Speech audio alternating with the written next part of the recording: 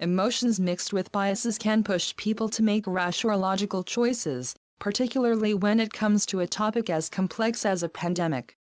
When people make decisions, psychologists have found, two main systems influence their thinking and decision-making: gut feelings and logical analysis. One is more immediate and based on intuition. The other is slower, more thoughtful and based on evidence. The fast thinking and gut feelings usually dominate, said Paul Slovic, a professor of psychology at the University of Oregon and author of several books on risk perception and behavioral sciences. This is because it's natural and easy, and most of the time we trust our intuitions to give us good guidance in our daily lives. Human intuition, however, is not particularly well geared to a pandemic.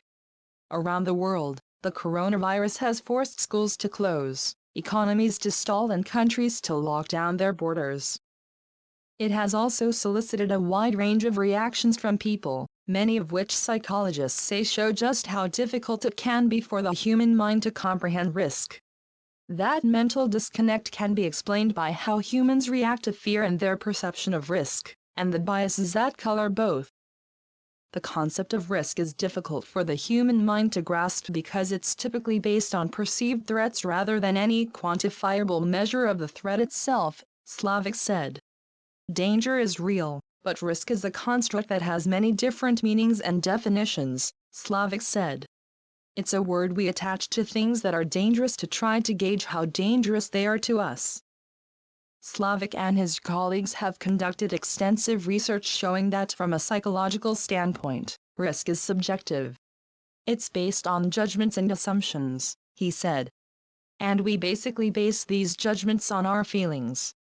Even before the coronavirus spread widely in the U.S., fear of the pathogen was high, which led people in some cities to hoard toilet paper and other supplies. And following reports that the virus emerged in Wuhan, China, cities such as Los Angeles, San Francisco and New York reported racist attacks against Asian Americans. When there is a lack of information, emotions can fill in the gaps, and when those emotions are miscalibrated, they can lead to bad judgment or dangerous behavior. When you don't have enough information or you don't have accurate information, the fear you're feeling makes every threat seem much more likely, said David DeSteno, a professor of psychology at Northeastern University in Boston. On the other hand, there have been instances of people not taking the coronavirus threat seriously enough. In the U.S., the federal government has been criticized for its slow response. On February 28, President Donald Trump downplayed the virus threat at a rally, accusing Democrats of overhyping the outbreak.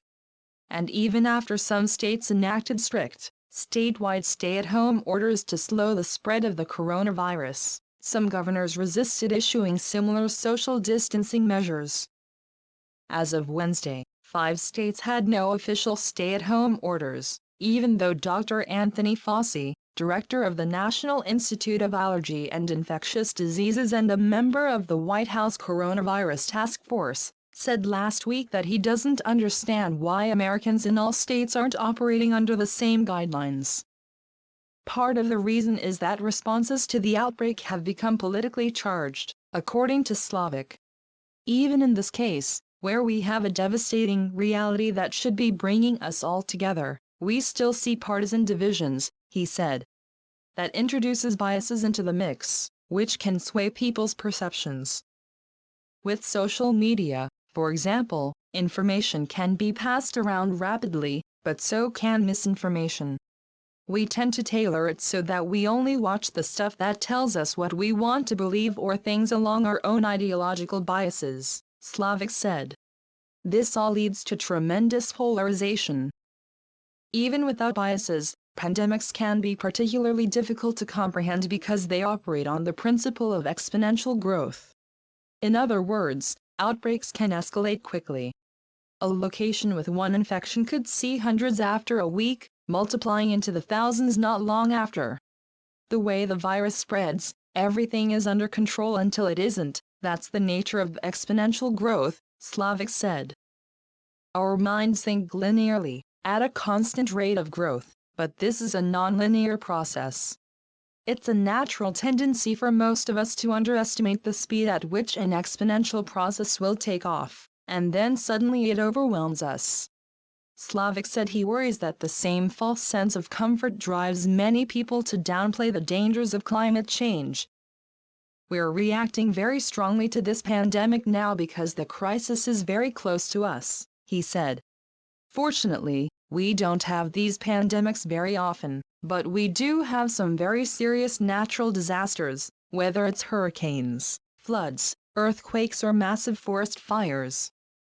Yet we can be rather blase about natural disasters, and even when they hit, people go back to the same places and rebuild and expose themselves to similar risks again. A possible explanation for this imbalance is that the coronavirus and COVID-19, the disease it causes, are new.